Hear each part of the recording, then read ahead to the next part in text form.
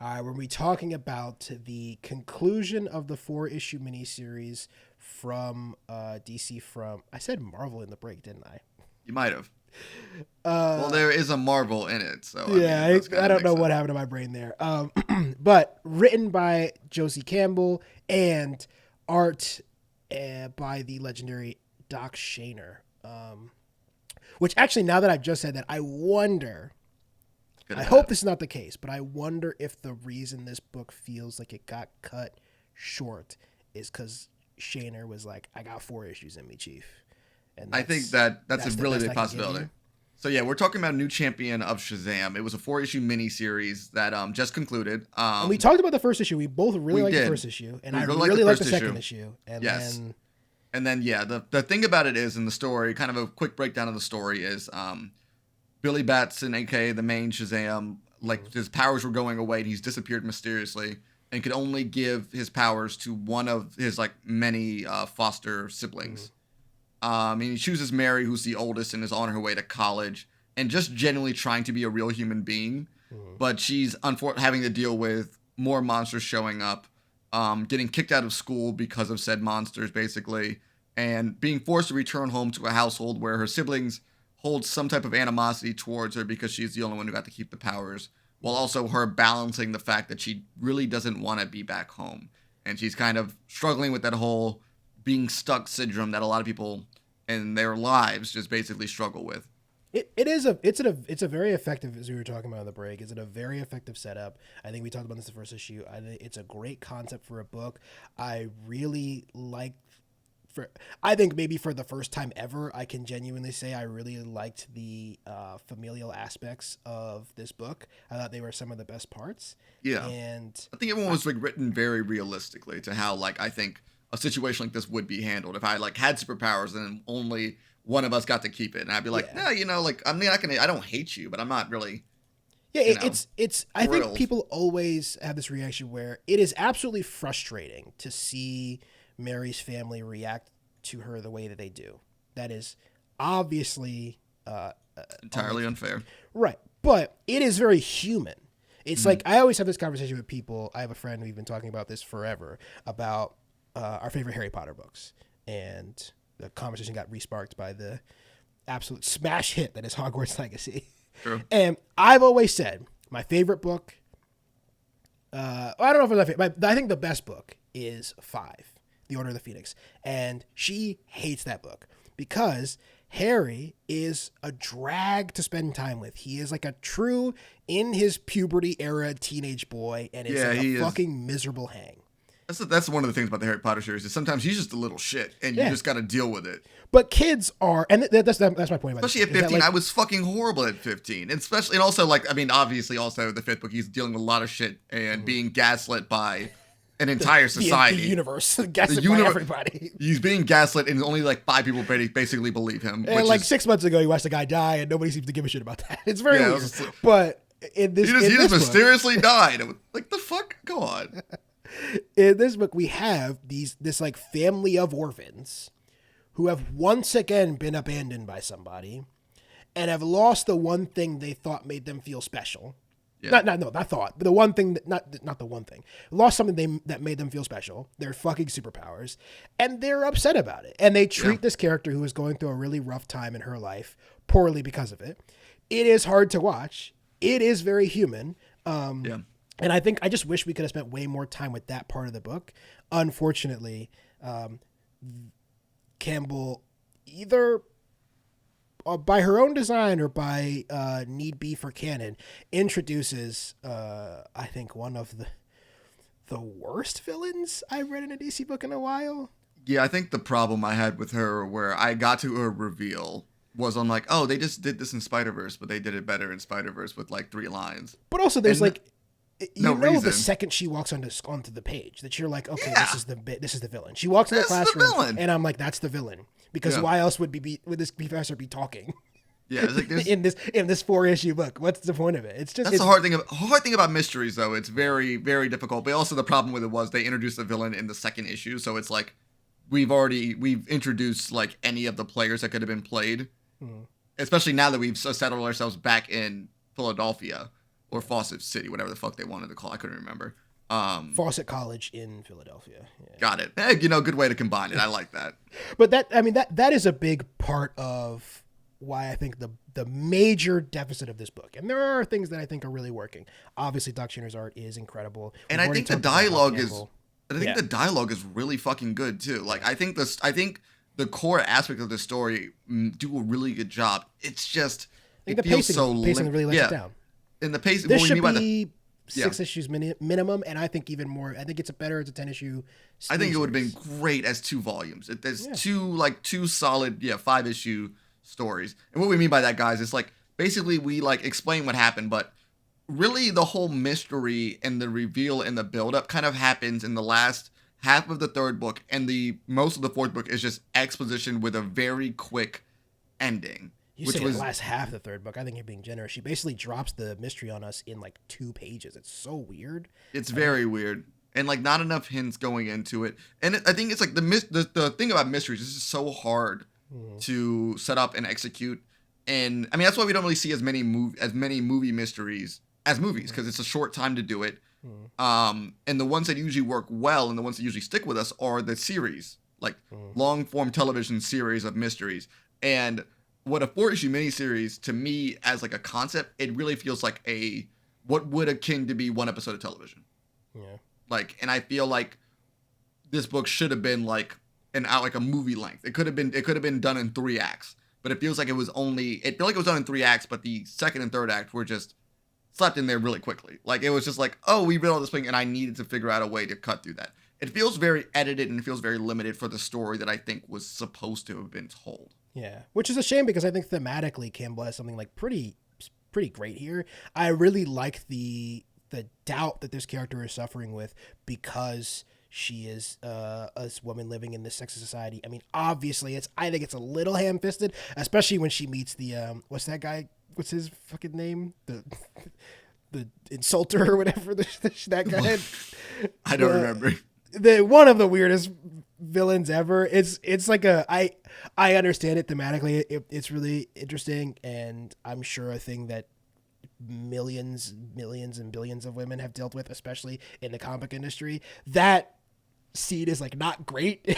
It's just not like this great guy talking at her, and she's like fainting. I really do. I hate that I love text block used in like actual. I think that panel is sick. I know. I don't mean I hate it, but I don't mean I hate it, but I'm just like, it's just so easy. I'm like, I don't give a shit. I always like love whenever an artist can kind of just play with the medium like that. I'm like, oh, this is fun. Yeah, you're talking about the "What a Piece of Utter Trash" panel. Yes. Yeah, that's a great panel. I just think that scene is like more thematically interesting than narratively successful. Agreed. Yeah, agreed. Yeah, I think the problem is like the themes in the dialogue were great. It's just the story felt like somebody edited down the plot points. Yeah. And she got too many good ideas for such a small book, which feels like we're beating a dead horse complaining about the pacing. But I think that is basically the only thing that's wrong with this book is that it's way too short. She has to pack way too much stuff in here. There's a part where she tries to do some like socioeconomic commentary in the book. And I was like, you don't have time for this, my guy. I don't think you can pull this off. Because I was going through it again right before the podcast happened. I was just kind of scanned through the book, and I was just like the whole like dropping in of like they were just homeless, and I'm like. That was like I feel like she wanted to talk a bit more about that, but it just kind of happened. And it's just like 2 things like right back to back, and just kind of kept it moving. And I'm like, oh, okay, we're not really the whole tragedy of the fact that there's all these monsters that she's been fighting are people isn't really touched upon. Really, skated over incredibly quickly. I think it has like very little effect on the book at all. That all these unhoused people are dead now. That's it. They're dead. And we don't really get a chance to even watch this character contend with that idea. Yeah, like that's a lot to just drop on somebody. I mean, like we've seen that. I've seen that thing done in a lot of movies and books where like it's revealed that the monsters they've been fighting the entire time were people, or they were like something that like it was innocent people that we had to take out. Right. And I love when they do that because it can just lead to so much emotionality and so much trauma that the main character has to deal with while also still having to deal with the threat. And I think another thing that did annoy me as well from as many things that bother me from the Justice League movie, where they had the thing like the parademons were people or alien creatures that were turned into this, and they're like, we could still kill them though, right? And it's just like, it's like there's not even like a really drop of the hat of like what this really is. Yeah. I mean, like that's the thing about like Avengers Infinity War, where it's like they're just mindless. Don't worry about blowing them up. Like, that's fine. I gotta think about that. That's cool action. But when you drop the whole fact that like they're people, it adds this level of tragedy, especially if houseless people. It doubles down about how fucked up this entire concept is, and it ends on a positive note. But even then, it ends kind of on a dire note. I'm excited to see this author do more stuff because I think she would do such a great job in having a longer run of something, or at least an ongoing. It's clear. It's clear that Campbell has the tools to write an amazing book. That is evident from the first 2 issues of this book, and even elements of the 3rd and 4th issue. I think, and like you were saying in the break, I think a lot of this is editorial needing to get Shazam to a specific part, to Lazarus Planet, to the new Shazam book, to timing all that stuff with the release of the movie. I'm confident that this was not her decision to write this book the way it ended up being written. I do hope that we can get it. I hope she gets another shot either at this character or another character in the future, because I think she's a really solid writer. And I'm excited to see Mark Waid do the regular Shazam book, but I'm hoping that we can still like kind of find. I would like to see more of Mary, because she's one of those characters where in the modern age she really hasn't had a lot to do. And I think there's a lot of room to kind of develop her character. And I would love to see her arc continue from here. Even if Billy does come back, I would like to see her arc of like maybe contending to be the person who's the back home person while Shazam does a lot more of the magic shit. Yeah. I don't know. I think that's the good concept about the Shazam book in general is how human the characters can be. And I think when it's written well, it does work. It's just kind of hard to get a good writer on this. And I think she does such a great job of this. I want to see her do more stuff. But yeah. Yeah, and absolutely agree. And obviously we have Mary in the movie as well, Grace Fulton. So I don't. It's always hard contending with the stuff with like DC and Marvel when they clearly have to have 2 feet in 2 very different universes. Like I don't see, unfortunately for her, Grace Fulton being a big part of the DC. I don't know if we're gonna see Zachary Levi in the big plan of the DC universe going forward. So we'll see. I mean, if Shazam pops, then Shazam's probably gonna bomb. Honestly, I've seen like 3 commercials. Yes, it will. But if it bombs, I've seen no advertisement. It's fucking nuts. I'm like, wow, they just really want to let this shit just get out. I think Warner Brothers has pretty officially bailed on the existing. I will be very interested to see what the Flash like marketing looks like, because that is a weird one where it's like it is the end in a lot of ways of the first phase of the DCEU, and it is also transferring into the next phase. But like, do they just let that one burn out and die and be like, if you guys care about canon, go watch it yourself? Or they put out a Super Bowl trailer, but the Super Bowl trailer was mostly about Michael Keaton's Batman. I can't lie. I honestly was like, I guess the Flash is technically in this, but honestly, I wonder if that's a decision is to not give too many people too much like spoilers. I wonder if they were just like, we'll just focus on Michael Keaton's Batman because we don't want people to know too much about what's happening in the Flash movie. I think that's fair, yeah. I'm giving them the benefit of the doubt. There's also a chance that they don't give a fuck about this movie at all. It's true. That's very true. But yeah, nothing else for me to say about the new Champion of Shazam. I will say this though: I think it's still a fun comic book to read. Yeah. I'm not gonna say it was our best book that we've read in the last couple of years, but like honestly, I thought it was a solid 3 out of 5, and I do mean that with a very good sense to that. Like we said, I think it undeniably has a lot of really great ideas. And as I've said, I think a million times before, if my biggest criticism about your book or your movie or your TV show is that I just wanted more of it, then you're doing something right. You're doing something right. And that's all. I mean, I'm with you that I the next thing that Campbell writes, I will be picking up. I think she's got some real talent here. So.